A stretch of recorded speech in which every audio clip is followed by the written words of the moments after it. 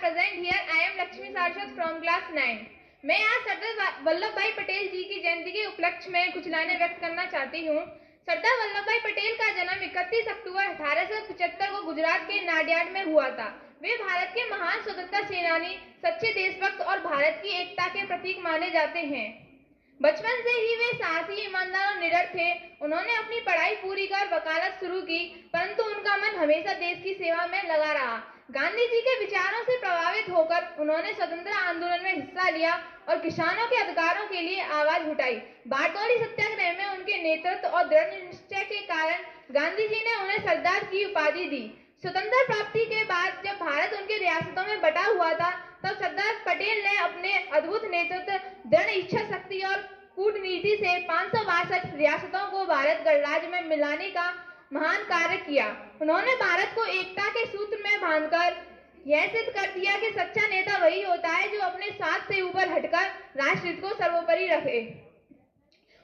उनके इसी योगदान के कारण उन्हें भारत का लौह पुरुष कहा गया।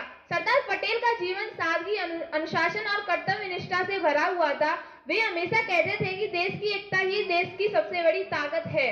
देश की एकता ही सबसे बड़ी ताकत है। उनके विचार आज भी सभी के लिए प्रेरणा का स्रोत है। 15 दिसंबर 1950 को उनका निधन हो गया, लेकिन उनका आदर्श आज भी हमारे हृदयों में जीवित है।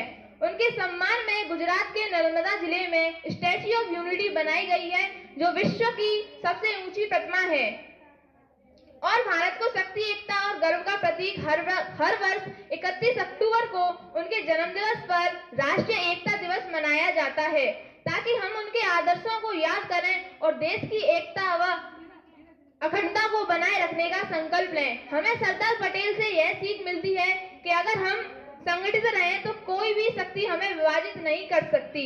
आइए हम सब मिलकर उन्हें दिखाए रास्ते पर चलें और एक सशक्त, एकजुट होकर प्रगतिशील भारत के निर्माण में अपना योगदान दें। कि लोहा था उनका इरादा, पत्थर भी झुक जाते थे। कि लोहा था उनका इरादा, पत्थर भी झुक जाते थे। जो बोल उठे सरदार तो दुश्मन रुक जाते थे। जो बोल उठे सरदार तो दुश्मन रुक जाते थे। एकता के प्रतीक बने, भारत का गौरव कहलाए। वो लौह पुरुष थे जो दिलों में बस जाए। कि वो लौह पुरुष थे जो दिलों में बस जाए। जय हिंद, जय भारत।